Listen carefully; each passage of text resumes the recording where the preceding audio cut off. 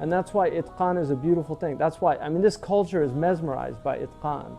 You know, Michael Jackson is, you know, he's mesmerizing because he could do something, it's a silly thing, but he could do it better than anybody else. And so people, they'll pay money to see that. And that's what they're really into. They're not into, they're into like, how does he do that? Well, he did it by practicing 8 hours a day. You know? But people don't see that. They just see the end result. And then they think it's magical. It's not magical. It's just really hard work. And talent. I mean, you need talent. There's no doubt about that. That's the extra factor out of talent. But that's true of anything, whether it's music, sports. I mean, people are paying all that money to watch these guys because they can throw a basket from a place that if you try to do it, you won't get it every time you do it, but they get it most of the time they do it. And the more they get it, the more higher they are paid, and the more people want to watch them. But all they're really wanting to see is that itqan. That's what mesmerizes them. It's a waste of, I mean, one of my favorite stories is that Harun Al Rashid had a majlis where people used to come in and do, you know, it was kind of like a gong show or something. It was, people used to come in and do things to amuse him.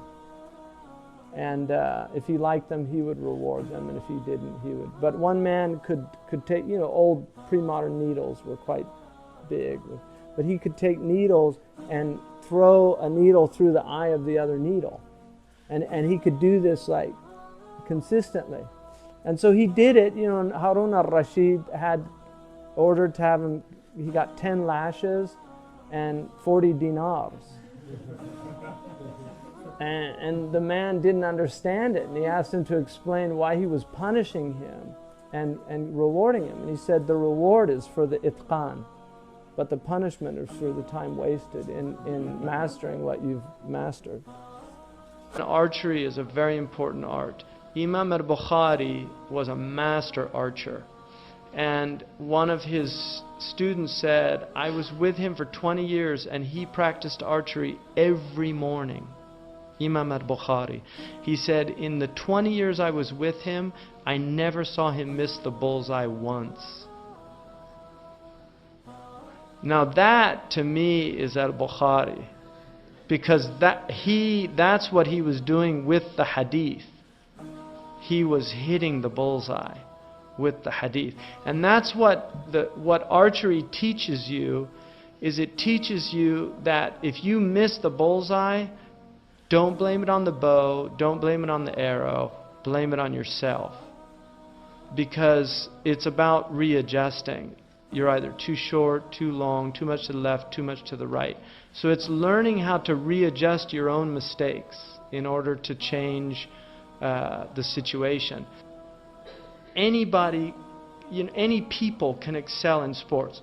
Some of the most extraordinary athletes on the planet come from the poorest countries. Kenya produces the greatest long-distance runners in the world. Central Africa, some of the greatest soccer players. But those are all excellence. It's about excellence. When you have this idea of itqan in your culture, the idea of really excelling in something.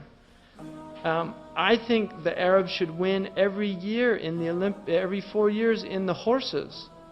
I mean, this is their tradition. They gave the world the horses.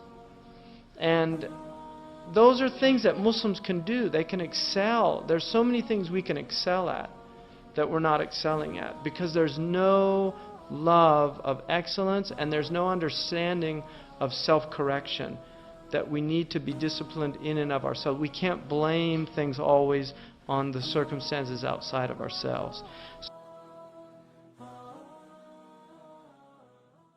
محمد سيد الكونين والثقلين والفريقين من عرب ومن عجم. محمد سيد الكونين والثقلين والفريقين